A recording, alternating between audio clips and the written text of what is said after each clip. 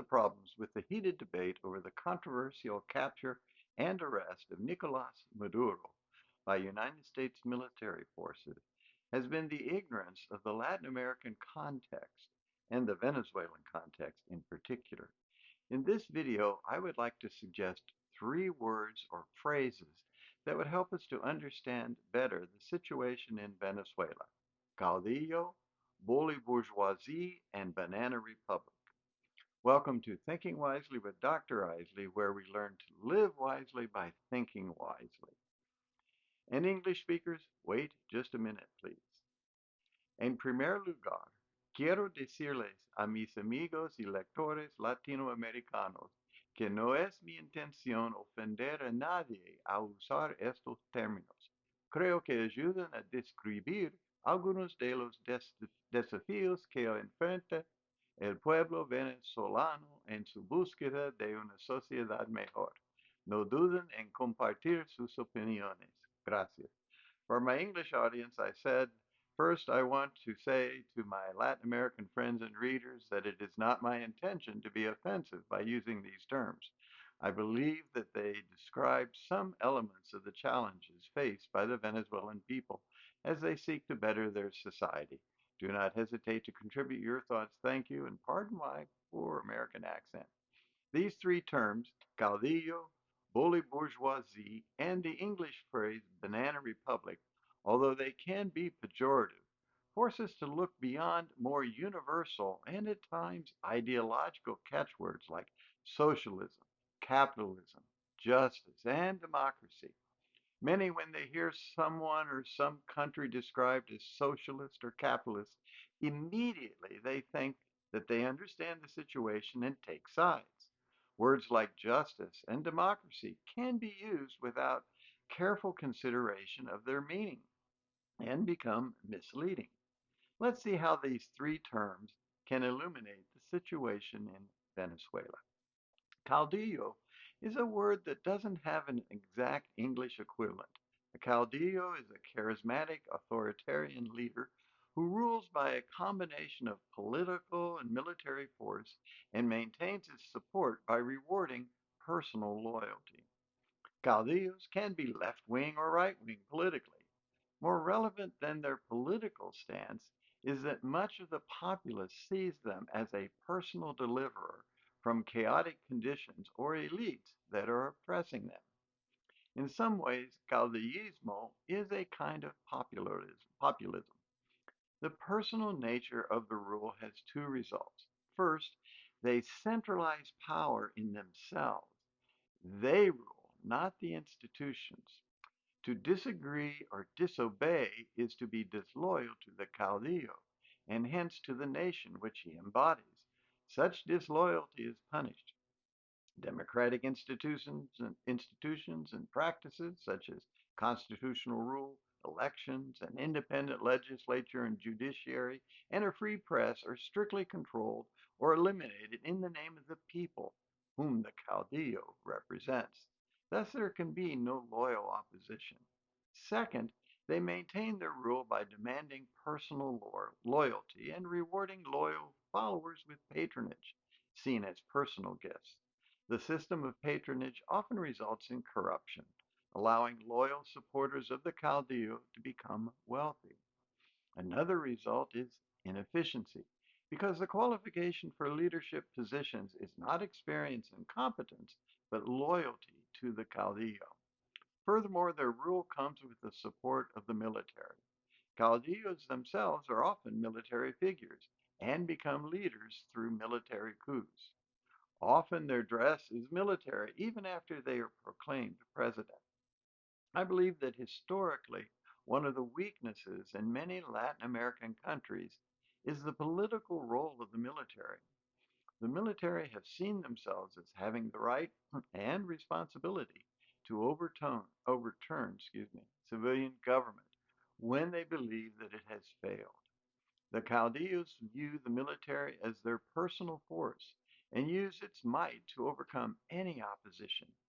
Looking at Hugo Chavez and Nicolás Maduro, his successor, both definitely exhibit characteristics of a left wing caudillo. A left-wing caudillo combines the characteristics of a caudillo with radical socialist rhetoric against the wealthy elites and capitalism and promotes programs with the stated goal of helping the poor and marginalized groups, often indigenous peoples in Latin America. Chavez was president from 1999 until his death in 2013. He was a military figure, and although a leader in a failed 1992 coup, he was elected as president. As an advocate of left wing causes, he is credited with social programs that increased access to food, health care, housing, and education, and was thus a popular figure with the poorer sectors of society. In contrast to right-wing caudillos, left-wing caudillos involve themselves in international affairs, support revolutionary causes, and engage in anti-imperialist rhetoric. Chavez's close ties with Cuba's Fidel Castro demonstrate this.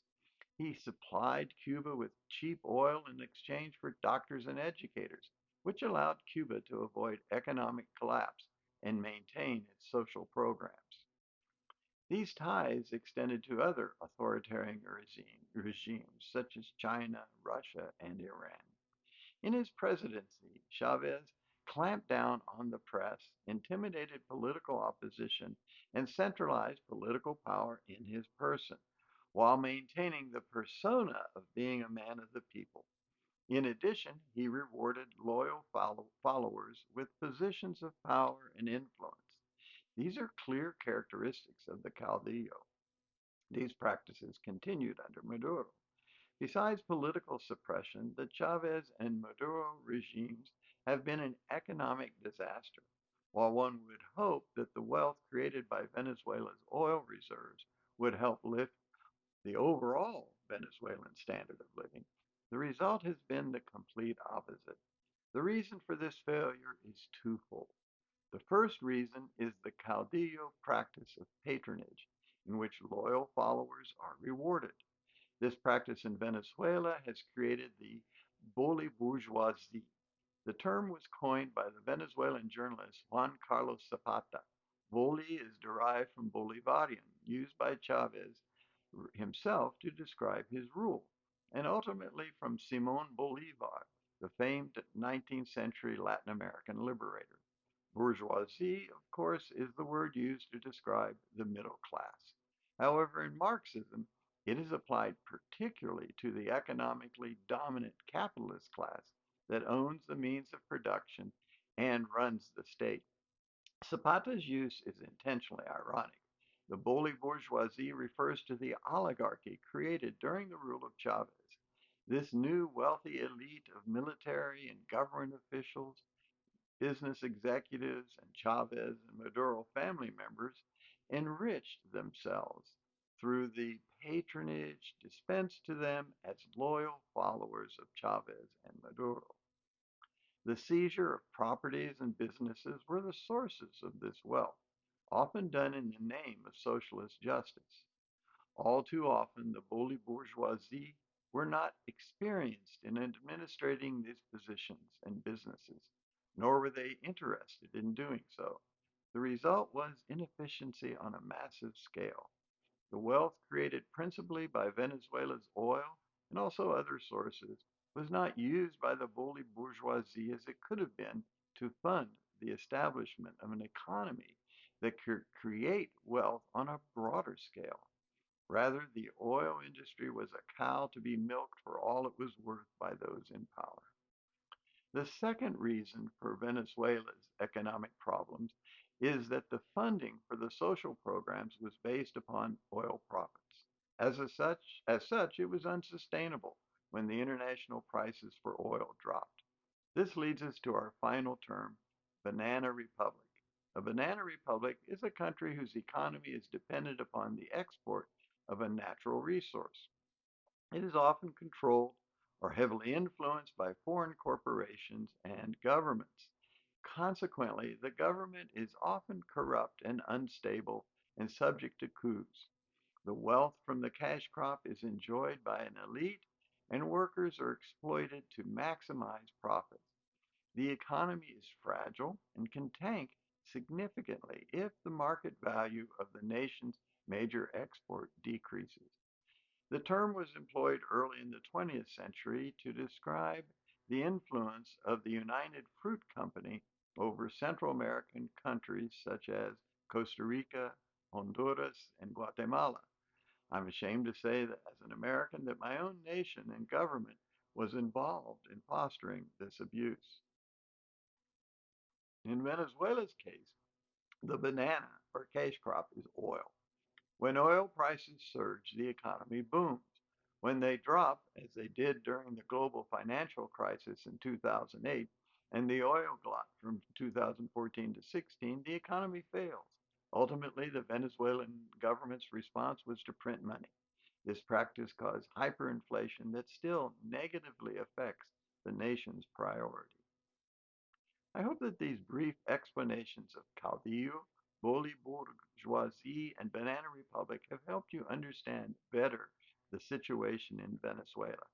I'm an outsider and not an expert in Venezuelan politics and economics, so I don't feel like I should tell the Venezuelans what to do.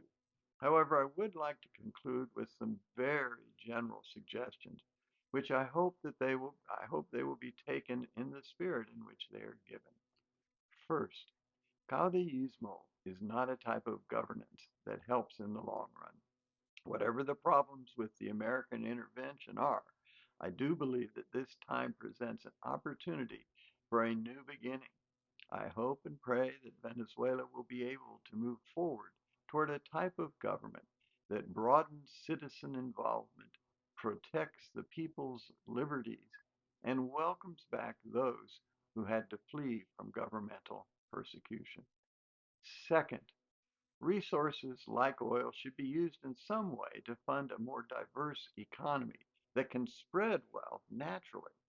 Third, the formation of government and business leadership that is truly concerned for the benefit of the people is crucial, but I suspect will take a long time. I don't think heated rhetoric, socialist or otherwise, helps.